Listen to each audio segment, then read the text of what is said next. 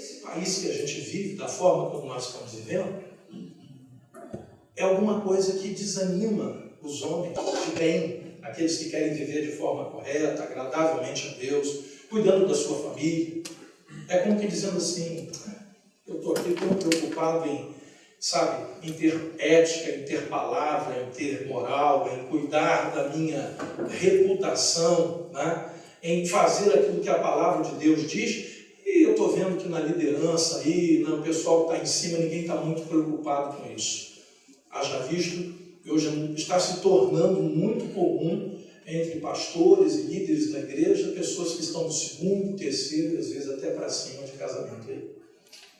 Já está ficando difícil encontrar aquele homem de uma só mulher, aquela mulher de um só homem. Por quê? Porque esse é o cenário que a gente vive. Então, se tem uma coisa que nós precisamos fazer, é cuidar disso, queridos, porque nós estamos vivendo agora uma crise pior do que todas essas que eu citei. E é essa crise que me preocupa no meio da igreja e no meio dos homens que têm a responsabilidade de cuidar da sua casa. Chama-se crise de esperança. Quando você perde a esperança, você diz, quer saber? Não tem mais jeito. A coisa degringolou, o caminhão está descendo a ladeira sem freio e ninguém vai poder impedir o que vai acontecer lá embaixo, porque ele vai bater e vai morrer todo mundo. Quando alguém começa a achar que não tem mais jeito, aí o casamento passa a não ter tanto valor. Aí a vida com Deus passa a não ter mais tanto valor. Né? Do socorro aos homens em meio a essas crises, depende a sobrevivência da família, queridos. Porque se homens não forem alertados, suas famílias não sobreviverão. Não sobreviverão. A minha grande preocupação hoje como líder é saber como é que está a cabeça do lar. Porque se ele estiver bem, ele vai conduzir sua família de uma forma como fez Josué, dizendo, eu e minha casa serviremos ao Senhor. Se você for ler Miqueias 7, você vai ver que tudo que está acontecendo na nossa sociedade hoje está no início do capítulo 7 de Miqueias. Mas aí você vai encontrar o profeta Miqueias dando aquela radiografia que parecia que ele comprou um jornal de ontem e fez aquele texto. Né? E no final ele diz assim, mas eu vou fazer uma coisa. Eu não vou olhar para nada disso, eu vou olhar para o meu Senhor. Eu sei que o meu Deus me ouvirá. Então havia no coração do profeta Miqueias uma certeza de que aquele clima, de que aquela situação que Israel estava mergulhado nela, onde o príncipe, né, o juiz aceitava o socorro e o príncipe pedia condenação, parece que é hoje, né, onde um caçava o irmão com rede, né, onde você tinha que ter cuidado com aquela que reclina a cabeça sobre o teu peito, né, ou seja, com a própria esposa, porque ela pode te entregar, ela pode te fazer mal. Esse era o clima que estava acontecendo no meio de Israel. E Deus disse, eis aí a confusão deles. Por quê? Porque o mundo sem Deus está se tornando um mundo da grande confusão. E os homens, nós homens, temos que viver nessa sociedade, protegendo o nosso coração e protegendo o coração da nossa família. Esse é o grande desafio. Quem vai liderar homens, principalmente em tempos de crise, precisa estar fortificado na graça do Senhor. Quantos líderes de homens nós temos aqui? Gente que trabalha com homens na igreja. Que a graça do Senhor esteja sobre a sua vida. Você vai precisar. Por quê? Porque se você não estiver cheio dessa graça, por que graça? Porque fora da graça, querido, só vai restar coisas como legalismo, acusações, desesperança, permeados por uma hipocrisia farisaica. Tem hora que se você não estiver na graça, não estiver realmente ungido por Deus por essa graça, você vai querer tomar a justiça nas suas próprias mãos. Você vai querer, sabe, ser aquele vingador implacável. Né? Porque muitas vezes você vê no ministério com homens ou dentro da igreja, irmãos, passando por circunstância que revolta o teu coração e você diz para ele, cara, quando é que você vai tomar vergonha na cara? E vai aprender a ser homem. Mas você não pode falar isso. Você tem que ter muito cuidado, sentar com essa pessoa, cheio de graça e de misericórdia. Você precisa mergulhar no mundo dele para entender o que está acontecendo dentro da cabeça desse homem, o que ele está passando dentro da sua família, o que ele herdou da sua família, porque muito do que ele é como esposo e pai, ele recebeu também do seu pai e do esposo da sua mãe.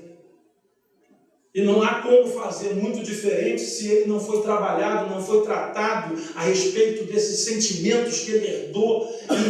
Não estou falando aqui de maldição hereditária só, não. Estou falando de convivência mesmo. Ele conviveu com um pai, ou de repente não teve pai.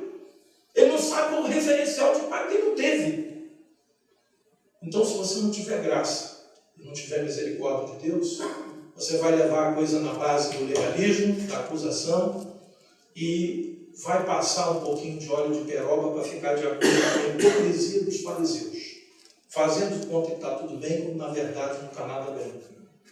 Quem tenta liderar ou fazer qualquer coisa na obra de Deus sem essa graça, estará fadado ao fracasso. Não tem como. Irmãos, tem horas que a gente tem vontade, né, como diz aquele comediante, né, eu queria matar ele só um pouquinho. Né?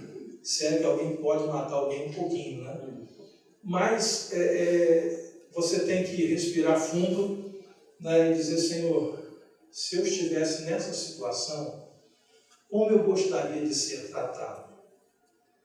Se eu estivesse nessa situação, como eu gostaria que alguém cuidasse de mim? E aí vem a graça, vem a misericórdia, o amor de Deus, ungindo a nossa vida e nos preparando para lidar com situações muito complicadas. Muito complicadas.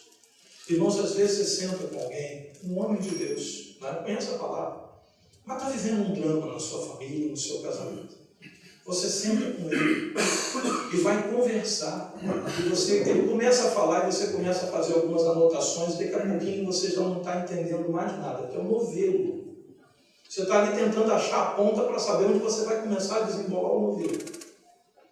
Mas é tanta coisa e no final dá vontade de chorar junto com a pessoa e dizer, querido, no seu caso, só Deus. Não tem outro jeito. Se você pensa que eu, como homem, vou poder te ajudar, não tem como ajudar. Você precisa de um milagre de Deus na sua vida. E a gente começa a trabalhar em aconselhamento e contando com essa graça de Deus, porque não tem outra forma. Quem tentar liderar e fazer sem graça não vai conseguir. Não suportará as pressões, como disse Paulo. São lutas por fora e temores por dentro. Gente, a gente viver no mundo hoje, você olhar para dentro da sua casa, você olhar para a sua esposa, olhar para os seus filhos e saber da responsabilidade que você tem como marido e como pai e ver que cada dia as coisas estão ficando piores. Você às vezes não sabe, Senhor, eu não sei, eu não dou conta disso. Eu não sei como é que eu vou fazer para proteger, porque a nossa mente, a gente pensa assim, eu preciso proteger minha família. Mas como proteger uma família se a internet está entrando dentro da nossa casa, dentro do quarto dos nossos filhos? E mesmo que eles não estejam em casa, quem tem um celular hoje, tem a internet aonde vai. Então você vê tanto lixo, tanta coisa ruim sendo passada, e você diz assim, Senhor, como proteger a mente dos meus filhos? Como proteger a minha esposa, o meu casamento? Como proteger a minha própria vida? Porque ou você acaba participando, ou você vai às vezes para um outro lado, que é a indignação, e você se torna uma pessoa assim, áspera, uma pessoa amarga, né? Por não querer participar de nada daquilo ali, por não concordar com nada daquilo ali, você às vezes se torna um ouriço, todo cheio de espinhos. Então, manter o equilíbrio, manter a posição de um homem de Deus e ao mesmo tempo ser aquele que vem gerir, não só o dinheiro que entra dentro de casa, porque isso a mulher hoje também está participando e ajudando o marido, mas gerir o emocional, gerir o espiritual, gerir aquilo que a sua família precisa para ter uma vida saudável em Cristo Jesus. Torna-se cada vez mais um desafio. Eu tenho dito à igreja, e compartilhado em algumas ocasiões sobre o que eu penso a respeito de uma igreja local. Aqui nós temos pastores, aqui nós temos bispos, nós temos aqui líderes de ministério, irmãos que estão ajudando o líder de ministério a trabalhar com o ministério de homens na igreja. A igreja é uma grande fortaleza. Eu comparo a igreja local a uma cidade fortificada. Como é que nasce uma cidade fortificada? Um grupo de famílias, né, morando num determinado vilarejo, né, começam a pensar assim, olha, nós estamos aqui correndo riscos. Né? Se os inimigos vierem, eles vão nos atacar e vão levar as nossas crianças e vão matar a nós e vão escravizar as nossas mulheres, então nós vamos fazer outra coisa. E de repente naquela vila nasceu o desejo de fundar uma cidade. Então começaram a erguer muros em volta daquelas casas. Toda a cidade, queridos, na história nasceu assim, não nasceu como cidade, nasceu uma vilazinha, um vilarejo. Vamos chamar de uma igreja pequena, ali com poucos membros. Né? Mas a igreja quando se forma é aquele desejo de eu cuido de você, você cuida de mim. Se você ouvir o toque da trombeta, você pega na arma junto comigo, vamos defender as nossas casas. Mais ou menos o que Neemias falou. Precisamos reerguer os muros, porque a cidade está aberta à mercê dos inimigos e nós precisamos cuidar dessa cidade. A igreja local é essa cidade. E quem são os soldados que vão para essa guerra? Eles estão aqui hoje. São os soldados. E quem são os construtores? Eles estão aqui hoje. Durante o dia, as mulheres estavam lá fazendo comida, cuidando das crianças, né? E os homens estavam divididos entre construir e preparados estavam também para a guerra. Lutar e construir. E a igreja, irmãos, é a mesma coisa. A igreja local. Nós temos homens aqui com diversos dons que Deus deu. Né? E cada um exercitando o seu dom. Um é pedreiro, outro é ferreiro, outro é carpinteiro, o outro sabe empunhar bem a espada, o outro é exímio atirador de flechas, né? E assim é a igreja. A igreja é essa cidade fortificada. Eu só não entendo como alguns homens, estando na igreja, ele tem a ideia errada de que ele pode ficar seguro com a família dele dentro dessa cidade e não participar nem da construção nem da segurança dessa cidade. Achar que ele pode ficar ali, sabe, dentro de casa, junto com as mulheres, jogando milho com as galinhas. Não, querido. Ou está no muro construindo, ou está segurando a arma, ou está fazendo as duas coisas ao mesmo tempo. Eu não entendo como que alguns homens têm ainda a loucura de achar o seguinte, tudo bem, eu não quero participar, eu não quero me envolver, então eu vou pegar minha família e vou morar fora dos muros da cidade, vou lá para o lado de fora. Aí é suicídio. Aí é suicídio. Mas tem muitos homens que estão fazendo isso hoje, cometendo esse suicídio. Levando a sua família para fora da igreja, aonde é a lei do vale tudo, salve-se quem puder, e um caça ao seu irmão com rede, como está lá em Miqueias 7. Queridos, quem tentar fazer isso, achando que é com o seu braço que vai conseguir, vai descobrir que nessa guerra, o nosso braço, individualmente falando, vale muito pouco. O que vale é a proteção que um gera na vida do outro. Vou dar um exemplo aqui. Você está fazendo parte do ministério com homens na igreja. Aí você descobre que um irmão está ali com você, está junto com você. Você passou lá em determinado lugar e você viu o filho dele, uma turminha da pesada. Você conhece aquela turminha? Você sabe que é o pessoal que gosta de cheirar um negócio, entendeu? É aquele pessoal que está ali. Aí você passou lá e viu o filho dele, você conhece ele, você conhece a família? Aí você vai lá, procura esse irmão e diz assim, querido, olha só, você precisa saber disso. Ontem eu passei lá em determinado lugar, perto da praça, vi seu filho ali com uma turminha, eu conheço aquela família. Aquele pessoal ali é o pessoal da droga, o pessoal do bagulho. Você sabe que seu filho está andando com ele? Não sabia. Pois é, eu vi, o negócio não está bom, e eu estou aqui falando com você para você tomar uma providência como pai. Então isso é um tipo de proteção que a gente gera um na vida do outro. Porque lá fora no mundão, irmão, se alguém vê o nosso filho com o pessoal da droga, não fala nada, ele tem medo até de morrer. Ele não fala nada que eu vou falar, alguém fica sabendo que eu dedurei, aí vão desconta no filho meu. Então só dentro da igreja, irmãos, ele tem essa liberdade de procurar um irmão e falar com o outro. Irmãos, isso eu estou dando é um exemplo. Mas são várias áreas, são vários problemas que hoje rondam a cabeça de um homem. E todos nós precisamos de andar juntos. Melhor é serem dois do que um, porque quando um cai, o outro levanta. A gente fala desse versículo apenas com relação a marido e mulher, né? Mas não também. Um amigo também numa hora dessa vale muito. Um amigo mesmo, aquele amigo que chega e toca a mão no seu ombro e fala, vem cá, preciso conversar com você. Que loucura é essa, rapaz? O que você vai fazer com a sua família?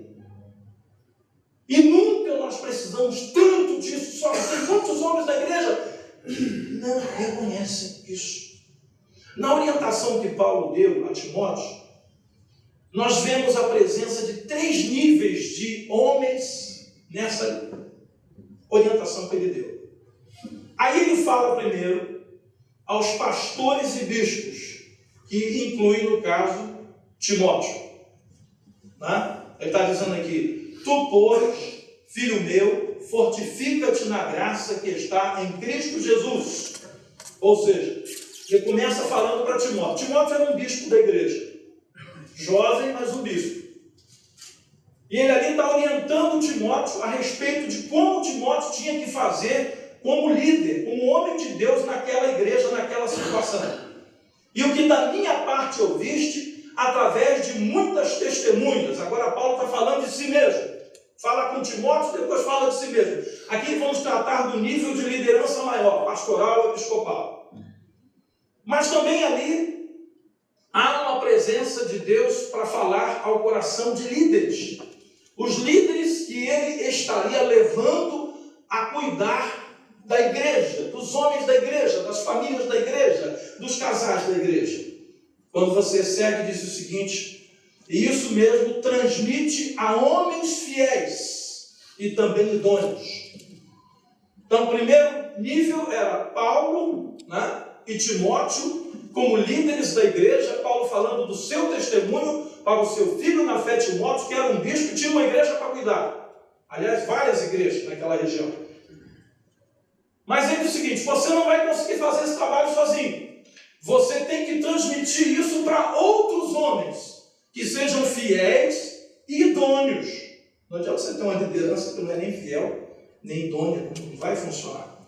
Né? Então, os líderes que ele estaria levantando para cuidar dos homens e dos casais e das famílias da igreja. Sobre esses, Paulo disse o seguinte, que deveriam ser fiéis e idôneos para poderem instruir os demais, ou seja, o restante da igreja. Nenhum pastor, nenhum bispo vai conseguir fazer trabalho com homens na igreja se ele não levantar um homem, ou 2, ou 3, ou quantos forem necessários para participar de uma liderança. Durante muito tempo, irmãos, eu quis demais, mas eu não consegui, porque eu não tinha pessoa para fazer isso. Deus enviou o pastor André. O pastor André viveu, no período da vida dele, uma situação muito complicada. E foi o apoio de irmãos, meu apoio, pastor Deluci, e alguns irmãos que estão aqui hoje, que abraçaram o André de maneira assim, sabe, vem cá, porque você está com a gente, você é nosso. Senão ele tinha se perdido. Mas o que a gente não sabia é que naquela época Deus estava preparando o André. Fazia parte da preparação, ele passava o que ele estava passando. Porque ele não ia conseguir ajudar homens com o mesmo problema se ele nunca tivesse passado na situação que ele passou. Hoje, quando ele aconselha, ele diz, querido, olha só, não tenta me enganar, porque de onde você está passando, eu já vim. Eu tenho essa experiência, eu sei o que é isso, eu sei como é que fica a cabeça de um homem em relação a isso aí. Durante muito tempo, Deus preparou o coração do pastor André para ser o que ele é hoje. Eu acompanhei de perto essa preparação. O André casou, jovem, novinho ainda. Tinha quantos anos quando você casou a primeira vez? 22, 23 anos.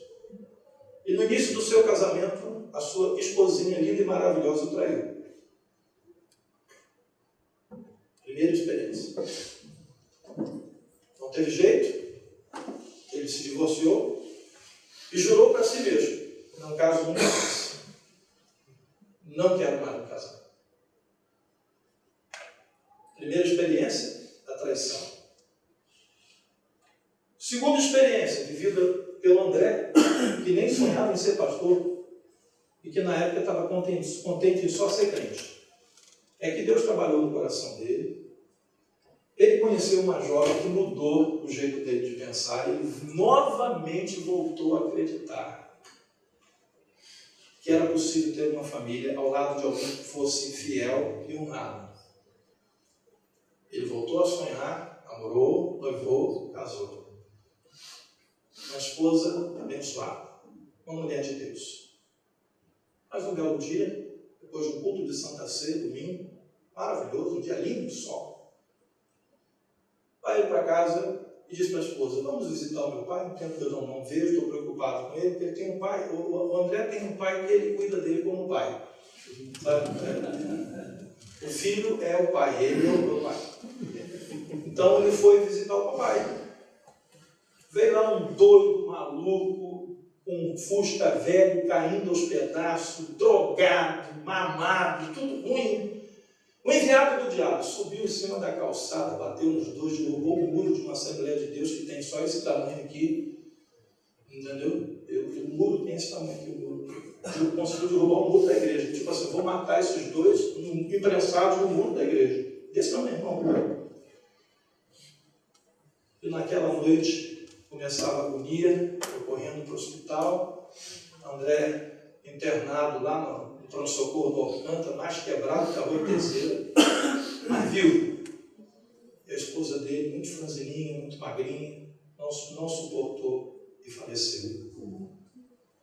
A primeira, o traiu. A segunda, ele perde num acidente, numa coisa trágica, uma perda, assim, de repente. Mais uma vez ele dizia: eu não sirvo para casar. Eu acho que Deus não me quer casar. A minha preocupação com André naqueles dias era o seguinte: Deus falou comigo: cuida desse moço, porque eu tenho uma obra na vida dele. O diabo está com tanta fome e sede em cima dele, que está querendo pegar isso que aconteceu, para tirar dele a esperança, a fé, a alegria de viver, a vontade de servir a Deus. Aí eu comecei a visitar o André. Eu nunca fiz com ninguém que eu fiz com o André. Eu visitava o André um dia sim, outro também, no hospital. Alguns curativos que fez, eu fiz abraçado com ele, ele gritava de dor, eu abraçava para ele conseguir suportar. Meu Deus, foi recuperado, levantou, se restabeleceu. Aí Deus usa uma família dentro do condomínio dele, que não era evangélico, mas o homem daquela casa se compadeceu dele. O vizinho. Poxa, esse garoto tão novo, perdeu a esposa, está ali agora, perna cheia de parafuso, em cima de uma cadeira de roda. Como é que ele vai cuidar da casa? Ele não tem condição, ele deve estar desesperado. Se aproximou e disse assim: eu posso te ajudar? Ele começou uma ajuda de comida, a esposa dele fazia comida para ele, e a casa dele, a esposa desse homem, junto com a filha, começou a limpar, e essa filha começou a se interessar pelo André. Essa filha hoje é a esposa dele.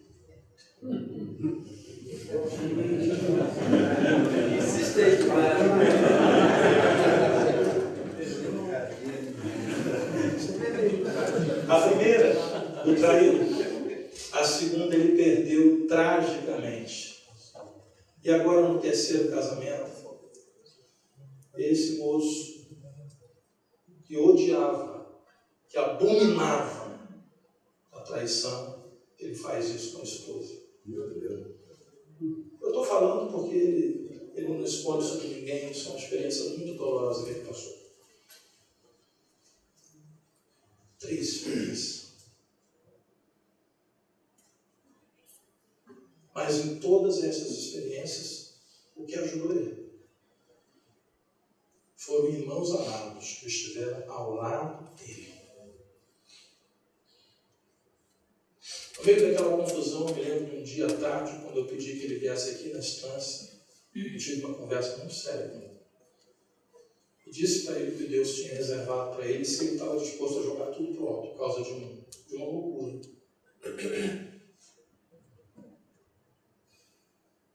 Naquele dia, eu sei que Deus falou com ele. Outros irmãos já haviam falado. Mas ali ele começou a rever um pouco do que ele estava fazendo. E Deus abriu os olhos dele. Ele enxergou a loucura que ele ia fazer. Ele restaurou o seu casamento. E graças a Deus, hoje está muito, mas muitíssimo bem. Glória a Deus. Vai chegar aí o herdeiro. Está chegando. Era uma promessa que Deus tinha para a vida da Priscila. Ela não conseguiu engravidar, mas conseguiu. A criança está indo muito bem. A gravidez está sendo assim, totalmente 10. Mas não pode existir trabalho com homens na igreja se não tiver um homem que ame esse ministério. O pastor pode até começar, mas ele não vai conseguir dar conta disso, porque tem uma igreja para tomar conta. Por isso que Paulo está dizendo a Timóteo aqui, olha, você busca na graça, você se fortifica na graça, pega o testemunho que você viu em mim, transmite isso para homens fiéis e idôneos para instruir a outros, ou seja, forma líderes. O trabalho que o André faz hoje seria impossível se não tivesse a equipe que tem com ele. O pessoal está aí, ó. Só da equipe, que dá a mão a ele, que vai junto, que aconselha, que visita, que, sabe, acompanha. Irmãos, não dá para fazer trabalho com homem, virar um cultinho na igreja. Se você acha que você vai fazer um culto de homens na igreja que vai ser um sucesso, eu já vou te alertar, nem começa. Porque o primeiro vai bombar, o segundo vai ficar meia boca, o terceiro não vai ninguém. Porque isso não sustenta homens. O que sustenta homens é uma coisa chamada discipulado. É acompanhamento mesmo. Sabe, marcação de jogo, né? Que é disputa de final de campeonato? Como é que o pessoal fala? É homem a homem, né? Colado ali, o cara respirou, o outro está no cangote dele. Trabalho com homem na igreja é assim. Se você achar que você vai deixar um cara soco fazendo o que quer, ele vai lá no cultinho, vai resolver todos os problemas dele, não vai. A terceira classe de homens e os homens da igreja local. Paulo disse que deveriam receber essa instrução para que pudessem aprender através do exemplo. Quem é líder ou quem é voluntário para trabalhar com homens tem que aprender pelo exemplo e ensinar pelo exemplo. Não tem outro jeito. O resto é a história da carochinha e simplesmente não vai funcionar. E tudo isso, queridos, nada mais é do que um grande trabalho de discipulado, sem qual o ministério com homens simplesmente não decola em igreja nenhuma. E se alguém pudesse me dizer assim, qual o segredo do sucesso do trabalho com homens na igreja? Discipulador. Não tem outra coisa.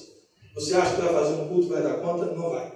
Porque somente através do discipulado é possível penetrar no coração dos homens, que na maioria das vezes se mostram fechados e arredios a outros tipos de abordagem. Na verdade, os homens da igreja estão vacinados contra alguns tipos de abordagem. Eles vão dar um drible na pessoa e vão seguir em frente. Mas o discipulado não. As mulheres são mais acessíveis, né? Você fazer trabalho com mulheres na igreja, irmãos, é molinho. Porque as mulheres são mais receptivas. As mulheres querem, né, fazer alguma coisa para Deus. Os homens não. Mulher, vai lá na igreja e ora por mim, porque você sabe que eu não tenho tempo. Já te levo na igreja domingo, você quer mais do que isso. Não tem, não. É verdade. Então, o trabalho discipulado é o trabalho que visita, é o trabalho que aconselha, é o trabalho que acompanha, é o trabalho que levanta quando está caído, é o trabalho que avisa quando vai cair. Esse é o trabalho que dá certo com homens na igreja. No trabalho com homens, assim como em todos os trabalhos da obra de Deus, só vai trazer bons resultados, irmãos, quando tiver perseverança. Eu comecei um trabalho com homens lá na minha igreja e tal, e aí não deu certo. Irmãos, olha, nada diferente do que na maioria das vezes acontece. Às vezes a gente começa alguma coisa na igreja, não estava bem estruturado, começou certo, mas a gente não desiste, persevera, faz de uma outra maneira e de repente, né? Quem já acendeu aqui churrasqueira, né? Para fazer churrasco, e você não tem aqueles apetrechos, né? Que você deveria ter, como uma boa garrafa de álcool, do posto de gasolina mesmo, aquele que é o melhor, né? Você coloca lá, banha, deixa chupar bastante, depois que chupa, você joga um palitinho de fósforo de bruto, pronto, é fogo. Mas se for magno, não. Magno já é mais sofisticado. Magno já tem a destreza de acender uma churrasqueira em plena floresta amazônica, com pouca coisa. E quem não comeu o churrasco do Magno ainda não sabe o que é churrasco na vida. Ainda não aprendeu, né? Queridos, mas o importante é o seguinte, a fogueira tem que ser acesa. E depois que a fogueira é acesa, depois que o carvão é aceso, aí você as brasas, né, e dá um churrasco maravilhoso. Mas se você acende um lado, né, irmãos, eu já fiz muito isso. Eu acendi com um gravetinho, acendi um lado, abanei, apagou, eu tive que começar do outro lado, o carvão estava úmido. Irmão, é assim, tem dia que você joga o fogo e não acende. Tem dia que a reunião não vai bem, tem dia que ela vai melhor e tem dia que ela não vai. Mas uma coisa que eu vou te pedir é aquilo que Paulo está dizendo aqui. Versículo 11 do texto que a gente leu. Fiel é esta palavra. Se já morremos com ele, também viveremos com ele. Se perseveramos, também com ele reinaremos. Ou seja, tem que perseverar. Não fica triste, não fica abatido se você tentou começar um trabalho com homens na sua igreja e o trabalho não decolou. Ora ao Senhor, pede uma outra estratégia, de repente, o que funciona numa igreja não funciona na outra. Discipulado não tem jeito, tá? Discipulado é para todo mundo, porque é acompanhamento, é ficar de perto dos homens, né? Agora, o estilo do trabalho, como vai acontecer, em que dia vai ser, se é de noite, meio de semana, se é sábado, né? Como que é, aí de acordo com cada igreja, isso aí vai ser de acordo com a igreja local, com as necessidades da igreja local. Mas uma coisa tem que ser perseverante. Perseverante. Porque perseverar é o segredo para quase tudo que a gente faz na obra de Deus. Quase tudo. A gente tem que ter perseverança. O trabalho com homens, assim como todos nós, em outros trabalhos, ele precisa ser feito de forma estratégica. Eu vejo muitas vezes pessoas tentando fazer coisas na igreja, mas não tem estratégia nenhuma. Taca na parede aí, se colar vai ser pedreiro, se escorregar é servente. É assim que falam no Nordeste, né? Para saber como o garoto se ele vai ser pedreiro ou servente. Taca na parede, se ele aguentar na parede é pedreiro, se ele escorrer vai ser servente. Isso não é estratégia, né? Isso aí é um jogo de roleta russa, de sorte. Quando você vai começar um trabalho com homens na igreja, tem que orar a Deus, pedir direção a Deus. Senhor, o que tu queres para esses homens? Como é que eu vou alcançar o coração desses homens que eu quero? Porque cada igreja tem uma característica, tem pessoas diferentes, tem camadas sociais diferentes, tem pessoas vivendo situações de vida completamente diferentes. Então, o homem de Deus que vai ser usado para fazer aquele trabalho precisa ter uma coisa chamada estratégia. E sempre que nos dispomos, queridos, a fazer alguma coisa que Deus espera que a gente faça, nós devemos estar preparados para enfrentar todo tipo de oposição. Não, se tem uma coisa que o capeta não gosta, é trabalho de homem funcionando bem dentro de uma igreja. Sabe por quê? O simples fato é o seguinte: ninguém pode entrar na casa do valente para roubar-lhe os bens se primeiro não fizer o quê com o valente? Amarrar o valente. Quem é valente, irmão? São os homens. Se o diabo quer destruir uma família, ele tem que primeiro amarrar o valente daquela casa. Quando uma igreja começa a fazer um trabalho que dá condição para os valentes reconhecerem a estratégia do diabo e se defender contra ele, acabou a festa dele. Lares fortes, casamentos fortes, igreja forte. Então, se tem uma coisa que o diabo não quer, é reunião de valentes. Porque valente sozinho já é perigoso. Reunido, complicou. Davi tinha um grupo de homens que estavam com ele, que se tornaram notórios porque eles eram lutadores de gigantes, destruidores de gigantes. Os homens que andavam com Davi aprenderam como fazer para matar gigantes. Por quê? Porque Davi, sendo Deus, matou o seu primeiro gigante. Mas antes dele matar o gigante, ele matou o leão e matou o urso também. Então quem foi se aliar a Davi, tornou-se também matador de gigantes. Irmãos, uma igreja que tem um trabalho forte com homens, é uma igreja que está ensinando os seus homens a matar gigantes. A destruir gigantes. Você olha para a vida de alguém que teve uma experiência como o pastor André viveu, meu Deus, 3º casamento, mas ele não se divorciou de ninguém. Circunstâncias alheias à sua vontade. Mas Deus estava talhando ele para entender o que se passa no coração dos homens a quem ele está aconselhando hoje, porque ele diz assim: isso que está passando, eu já passei. Você ficou viúvo? Eu também. Tua mulher te traiu? Dá aqui a mão a mim. Ah, não, fui eu que traí minha esposa, então pode me dar a mão que eu também já fiz isso.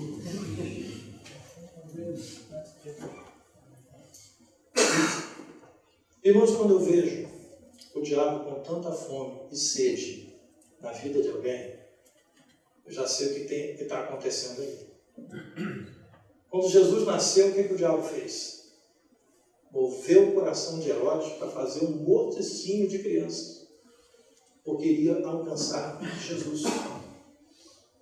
Quando Moisés nasceu, Faraó decretou que todos os meninos do povo judeu deveriam ser mortos. Você acha que foi Faraó que teve essa ideia? Não, Satanás colocou no coração dele, porque sabia que naquela geração nasceria o libertador de Israel. Se você tem encontrado, vez por outra, durante o dia, Satanás no seu caminho, vindo na direção contrária contra você, não fica preocupado não, está tudo bem. Fica preocupado quando você não começar a mais vê-lo, porque talvez você esteja andando ao lado dele, ou ele está atrás de você e você não está vendo. Porque os dois estão caminhando na mesma direção. Então toda luta que você passa, toda tribulação que você passa, todo desafio que você passa, para continuar mantendo a sua vida em Cristo, vivendo um casamento saudável, protegendo a sua casa, sua esposa, seus filhos, sendo um bom homem de Deus, essa luta vale a pena. Porque você vai não só ajudar você mesmo, como você vai ajudar a sua família e você vai poder ajudar outras famílias ao redor de você. Agora eu quero falar um pouquinho de fatores mais comuns, né, que geram impedimentos ao ministério com homens na igreja. O que impede o ministério com homens de decolar na igreja ou de acontecer? Primeira coisa, falta de apoio e de visão dos pastores ou bispos dessa igreja com relação à implantação e desenvolvimento de um ministério com homens. Irmãos, isso aí vale para qualquer ministério, tá? Pastorado aqui de plantão, sabe o que eu estou falando. É muito complicado quando Deus levanta alguém para fazer alguma coisa dentro da igreja e o pastor não tem visão. Imagina alguém indo lá, Timóteo, olha só, nós precisamos, Timóteo, começar um trabalho com homens da nossa igreja, Timóteo, porque os homens estão naufragando na fé e nós temos que nos juntar para nos proteger, para nos ajudar. Não, olha só, Timóteo, não está na hora ainda, nossa igreja não está preparada para isso e tal, nós não temos conjuntura, nós não temos sala, nós não temos isso, nós não temos aquilo, porque nós sabemos que quando um líder não tem visão sobre alguma coisa, ele dá uma desculpa e não faz. Irmão, já cansei de fazer ministério, fazer congresso com a Raquel, de ministério infantil, onde a gente passa para a liderança e para os voluntários dos ministérios, assim, ideias novas para trazer dentro da igreja com crianças e tal. E aí a turma vai lá para o congresso, sai de lá maravilhada, mas no final alguns dizem assim, ora por mim. Porque quando eu chegar lá e falar isso com o meu pastor, eu já sei o que ele vai dizer. Isso é bobeira, isso é palhaçada, não precisa. Está aí a revistinha da escola dominical, usa e pronto, acabou.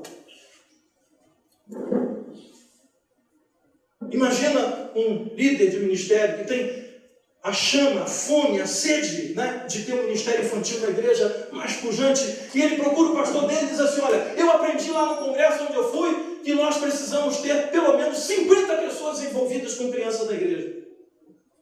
Peraí, 50 pessoas fora do meu culto? Cuidando de criança? Você está louco? Tem 5 turminhas de criança aqui na igreja. Bota uma professoria em cada uma, 5, 10% do que você falou, tá bom. Aí essa irmãzinha, com a revistinha da escola dominical do ano passado, aproveitada, né? Ela tem que fazer o samba do crioulo doido dentro de sala. Ela tem que tocar pandeiro, cantar, tocar violão, distribuir o lanchinho, entendeu? Fazer trabalhos manuais com aquele. Ela tem que ser super mulher, super woman. Irmão, tem até irmã que faz. Eu já vi irmã pegar um flanelógrafo e dar uma aula assim, deixar as crianças tudo vidrada, ela imita a voz dos personagens. Mas quantas conseguem fazer isso? Meia dúzia de uma.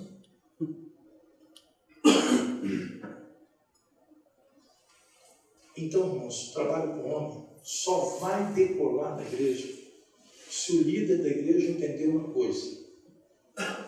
Eu posso não ter tempo para fazer, porque eu estou cuidando de muitas coisas. Eu tenho uma igreja inteira para cuidar. Mas eu vou levantar um homem. E eu vou depositar confiança nesse homem. De que ele é um homem de Deus. E ele vai me ajudar cuidando dos homens dessa igreja. Se eu não confiar no pastor André, eu vou fazer de tudo para atrapalhar o ministério dele. Tem muito pastor fazendo isso, não. Ele deixa fazer, depois atrapalha. E depois diz, está vendo? Eu não disse que não ia dar certo. Você vê aqui no texto, Paulo, apóstolo, falando com Timóteo, bispo, para levantar outros homens idôneos para ajudar ele a tomar conta da igreja. O grande problema hoje com a pastorada, liderança da igreja, é medo de que Deus levante um líder melhor do que ele. Irmão, sinceramente, de coração, eu venho pedindo a Deus que Deus levante um homem dentro da nossa igreja que seja melhor do que eu. Porque de ruim já basta eu. Tem que ter um negócio melhor. Então eu vibro quando vejo o trabalho dos ministérios dando certo, porque Deus tem levantado líderes que naquele ministério é muito melhor do que eu. Eu já fui para alguns líderes e disse assim na igreja, querido, olha, louvado seja Deus pelo seu trabalho. Porque diz que você sabe, entende, eu não entendo nada. Não entendo nada. Irmãos, o que eu entendo de tecnologia? Quase nada. Graças a Deus tem muita gente na igreja que não entende, tem líder para isso. Irmãos, olha, eu tenho uma frustração na vida. Tenho uma frustração. Eu já fiz muita coisa na igreja. Todo o ministério, eu já dirigi muita coisa. Já fui de muitas áreas. Mas eu sofri uma derrota que me marca até hoje. Eu tinha sido líder da juventude 7 anos. E fui bem na juventude. Deu certo. Mas depois, passada aquela experiência, o pastor me convidou para eu ser líder de adolescência. Adolescente, para quem já liderou jovem, adolescente. Tá? Facinho, tá? Bota no bolso aqui. Eu falava com eles assim, irmão, xing-ling, xogaling, ling-ling. Ninguém entendia nada. Eu vi aqueles adolescentes olhando para minha cara, assim, com aquela cara de tato. O que esse maluco está falando aí? E o ministério acabou em meses. Porque não era eu. Na igreja nós temos uma menina que lidera adolescente desde que ela era adolescente. Era uma adolescente liderando um bando de adolescentes. Eu não fico impressionado. Ela era menor, agora ela já está bem grande, né? Está adulta, né? Tal. Mas quando ela começou, ela era também uma adolescente. E tinha uns camaradas que eram uns cavalão, que era bem mais alto que ela. Ela botava aquele garoto para cantar no dedo, assim. Como é que ela consegue? Ela dá bronca neles assim, que quando dá, eles ficam com vergonha. Eles amam ela de paixão. Chamado. Mas fica triste não, que eu sou fruto do seu trabalho.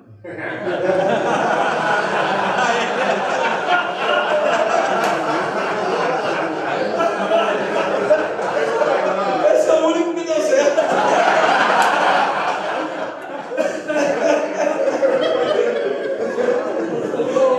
Ele não está nem podendo rir nem falar. Ele fez uma cirurgia, né? Ele não aguentou. Ele era um dos adolescentes na época. Eu fiz uma coisa boa.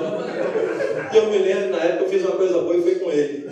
Eu disse assim, vai procurar um músico da igreja e cola com ele para você aprender a tocar um instrumento. Entendeu? Porque até então, naquela época, a igreja Bíblia só tocava uma coisa, era horror. Tocava horror. Uma vez eu peguei uma irmã da igreja que estava com a turma dele, ela saiu da sala chorando aos prantos, com crise de nervos, chorando, irmão, chorando. Eu pensei, o que houve? Tocaram na cadeira e você dentro? Não, é porque eu não consigo segurar essa turma. A Bíblia estava na turma. Entendeu? Era o terror. Né? Graças a Deus, irmão. Colocou um baixista da igreja, aprendeu a tocar contrabaixo, hoje ele toca contrabaixo, guitarra, teclado. Né? É um grande músico, arranjador. Então, no ministério deu certo, pelo menos para ele.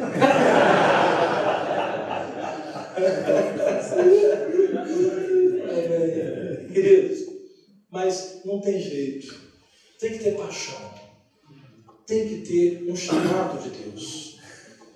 Tem que ter um porquê que você serve a Deus naquela área. E tem que ser pelo exemplo. Não adianta você tentar arrastar pelas palavras, porque palavras não arrastam ninguém, querido. Palavra convence no momento, mas não arrasta ninguém. A força que arrasta é o exemplo. E o trabalho de discipulado, queridos, ele é indispensável. Indispensável. Primeiro problema, então, a falta de apoio dos pastores e bispos ao trabalho. Segundo, a falta de homens idôneos e fiéis que ensinem e liderem nesse ministério. Falta líderes, realmente, às vezes falta líder. Eu fiquei um tempo esperando na minha igreja que Deus levantasse um líder. Quando Deus levantou, eu entendi que agora era o tempo, era a hora. Tá? A outra coisa é a resistência dos próprios homens da igreja a serem discipulados e a mudarem o seu conceito e estilo de vida. Ó, isso aqui, o André tem enfrentado esse problema. A coisa não é não. Tem uns camaradas que você senta com ele, querido, olha só, senta aqui. Assim não dá. Deus é misericordioso, mas você está brincando com o Altíssimo. Você não pode continuar fazendo o que você está fazendo. Vai destruir tua família, teu casamento. Você está tudo errado, cara. Se tem uma coisa que o homem não gosta de ouvir, ele está todo errado. E a segunda coisa que o homem não gosta de ouvir é a sua mulher tem razão. Se falar isso, então, vai ser a prova, né, cabal se ele é crente ou não. Entendeu? Se depois disso ele continuar na igreja, o cabra é crente. Entendeu? Porque dizer que ele está todo errado já é difícil. Agora dizer que a mulher dele tem razão, aí é pior. Mas muitas vezes, gente, o que acontece é isso. Ele está todo errado e a mulher tem razão. Então alguém precisa sentar com ele e dizer, meu filho, você está destruindo o que Deus te deu mais precioso, que é o teu casamento e a tua família. A maior resistência são os próprios homens. Mas os que não vão resistir à graça irresistível de Deus vão se tornar homens segundo o coração de Deus. Aleluia. O segredo para se tornar um homem segundo o coração de Deus é você não resistir à graça de Deus na sua vida. Porque se você resistir, você vai ser um homem segundo o seu coração. Segundo o padrão do mundo, segundo aquilo que muita gente anda fazendo, segundo a maioria. Mas segundo o coração de Deus, você tem que ceder e tem que perder para ganhar. Jesus deixou bem claro que quem quiser ganhar o mundo inteiro, a sua alma. Se você quer ganhar a sua alma, você tem que perder para o mundo. Você tem que, sabe, não quero. Eu quero Deus. Eu quero a palavra de Deus. O problema é que hoje, querido, a coisa está muito difícil. Há muita gente que não entende que precisa de Deus mais do que um culto de domingo, mais do que as aparências. Tem muita gente vivendo de aparência na igreja, vivendo de aparência. Segunda-feira ele vai para o trabalho dele e começa a trair, enganar, mentir, roubar, desviar, corromper, ser corrompido. Até domingo ele voltar para a igreja de novo, assistir um culto. E aí ele volta para segunda-feira para trair, enganar, roubar, desviar, extorquir a própria família. A correria da vida é um problema. E as muitas atividades, às vezes, não é a própria igreja. Nós temos homens na igreja que participam de outros ministérios, então ele está meio dividido. Então, um ministério e outro. Naquele ele é cuidado, nesse aqui ele precisa cuidar. Mas é assim mesmo, tá? Às vezes o homem vai estar no ministério de homens, ele não vai nem trabalhar na equipe, mas ele vai ser cuidado ali. E no outro ministério, ele vai trabalhar na equipe, porque lá ele tem um dom para trabalhar naquele ministério. Tudo bem, mas a gente não pode impedir que um homem esteja ali sendo cuidado na presença de Deus, por causa da correria. E a resistência, né? A mudança, para mim, é a mais séria. Se você perguntar assim, bicho, qual é o problema mais sério do ministério com o homem na igreja? A resistência à mudança. Ninguém gosta de mudar. Mudar dói. Mudar tem que ter perda. Mudar tem que deixar coisa fora do navio. Jogar coisa para fora do navio. Ninguém quer jogar nada. Quer morrer, mas com tudo com a carga dentro do navio. Mas tem momento que você tem que jogar alguma coisa fora. Contanto que não seja sua esposa, não seja seus filhos, contanto que não seja você mesmo. Mas se você perder um pouquinho de orgulho, não vai fazer mal não.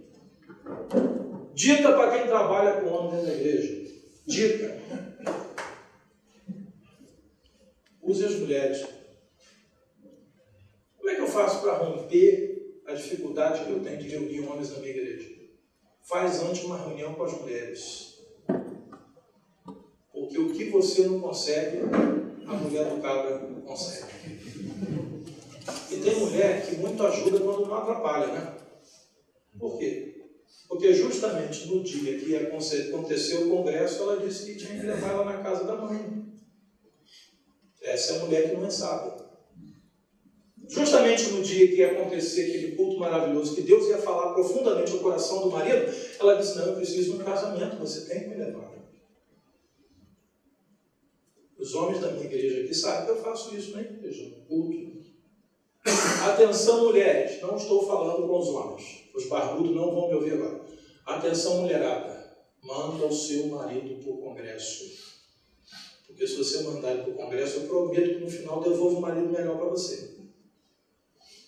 Mulher sábia, manda seu marido para o congresso. A louca, tira ele do congresso. Não deixa ele ir, inventa um monte de coisa. Faz compra no mercado, leva para casa da mãe, entendeu? Inventa um aniversário. Não faça isso, irmã.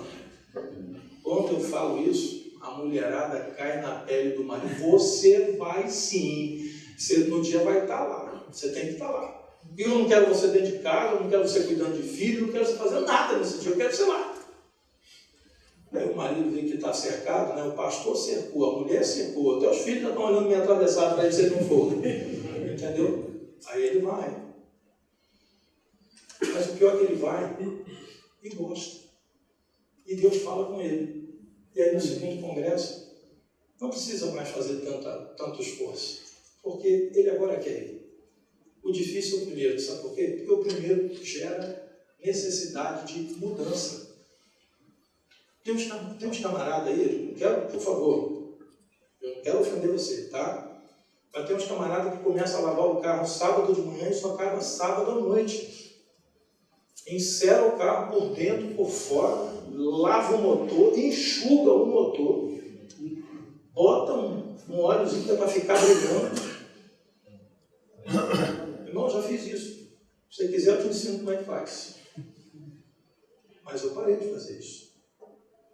Porque eu percebi que tinha coisa muito melhor do que isso para fazer. Mais importante. Tem uns camaradas aqui, por favor, não estou perseguindo você, tá?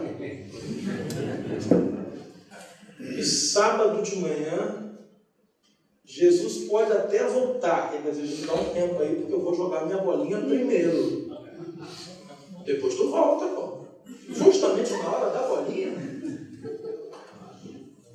O cara larga a família, larga tudo por causa do futebol. Sábado, para ele ir para um congresso de manhã, ele vai ter que perder a bolinha.